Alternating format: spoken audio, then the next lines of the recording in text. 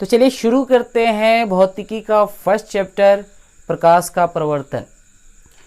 तो सबसे पहले प्रकाश क्या है इसके बारे में जान लेते हैं।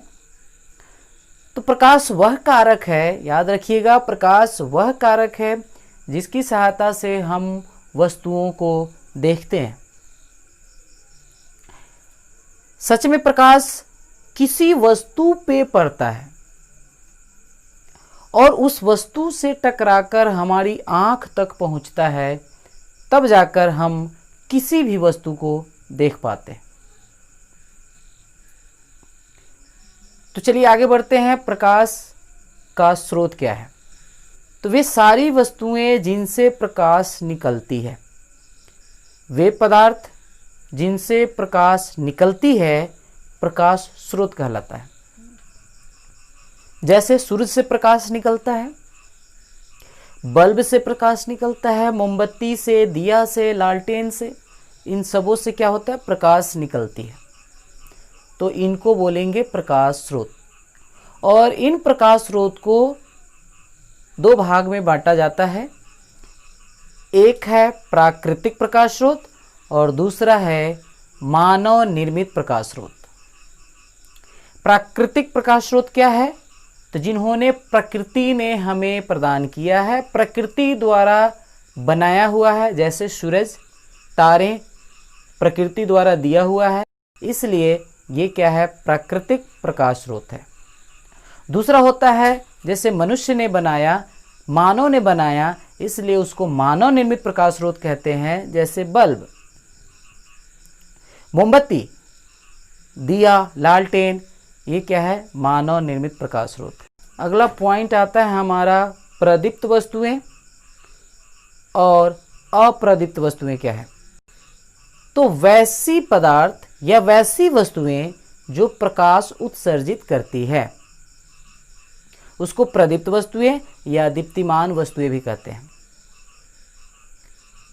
जैसे सूरज, तारे, बल्ब, लालटेन, दिया, मोमबत्ती, ये सभी के सभी क्या होता है? प्रकाश उत्सर्जित करते हैं। तो ये सभी के सभी क्या है? प्रदीप्त या दीप्तिमान वस्तुएं हैं। और अप्रदीप्त या अदीप्तिमान वस्तुएं वे वस्तुएं जो प्रकाश उत्सर्जित नहीं करती है। जैसे लकड़ी, ईंट, पत्थर, बुक, टेबल, ये सभी के सभी क्या है? अप्रदीप्त या अदीप्तिमान वस्तुएं हैं। ठीक है, तो याद रखिएगा, प्रदीप्त वस्तुएं जो प्रकाश उत्सर्जित करती है। ठीक है, इसमें प्राकृतिक प्रकाश स्रोत भी आएंगे, मानव निर्मित प्रकाश स्रोत भी आएंगे। ठीक है, चलिए आगे बढ़ते हैं। एक चीज और, चंद्रमा हमें चमकता हुआ दिखाई देता है। हम सभी जानते हैं चंद्रमा को अपना खुद का प्रकाश नहीं है, फिर भी हमें वो चमकता हुआ दिखाई देता है। इसका सबसे बड़ा रीजन यही है कि सूर्य का प्रकाश चंद्रमा पे पड़ता है और वहाँ से टकराकर, परावर्तित होकर यानी टकराकर हमारे पास पहुँचता है, तब जाके हम उसको चमकता हुआ देख पाते हैं।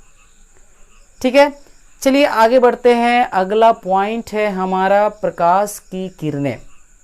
तो याद रखिएगा, प्रकाश की किरणें, प्रकाश हमेशा सरल रेखा पे चलती है। तो प्रकाश क्या है? एक सरल रेखा पर चलने वाले प्रकाश को किरण कहते हैं। एक सरल रेखा पर चलने वाले प्रकाश को किरण कहते हैं और इस किरण को तीर द्वारा उसकी दिशा दिखाई जाती है। ठीक है, और किरणों के समूह को किरण पुंज कहते हैं। ठीक है, और इस किरण पुंज को तीन भागों में, यानी किरण पुंज तीन प्रकार के होते हैं। पहला अपसारी किरण पुंज। अपसारी किरण पुंज में क्या होता है? इस किरण पुंज में प्रकाश की किरणें एक बिंदु से निकलकर फैलती चली जाती है। अपसारी यानी कि ये अप मतलब ऊपर, यानी बाहर की तरफ निकलती फैलती चली जाती है। ठीक है, दूसरा है अभिसारी किरण पुंज। इस किरण पुंज में प्रकाश की किरणें किसी एक बिंदु पर मिलती है। ठीक है, तीसरा है हमारा समांतर किरण पुंज। समांतर किरण पुंज में प्रकाश की किरणें एक समांतर में चलती है। अगला टॉपिक है हमारा पारदर्शी पदार्थ, अपारदर्शी पदार्थ और पारभासी पदार्थ क्या है। तो पहला है पारदर्शी पदार्थ।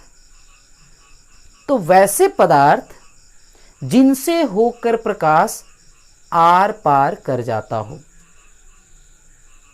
जैसे शीशा, चाहे वो खिड़की का शीशा हो या गाड़ी का शीशा हो, पानी, हवा, इनमें क्या होता है, प्रकाश आर पार कर जाता है। दूसरा है पारभासी पदार्थ। तो पारभासी पदार्थ क्या है, वे पदार्थ जिनसे प्रकाश का कुछ हिस्सा ही पार कर पाता है, जैसे घिसा हुआ कांच, कांच को अगर घिस दे तो प्रकाश का कुछ हिस्सा ही इस पार से उस पार जा पाएगा।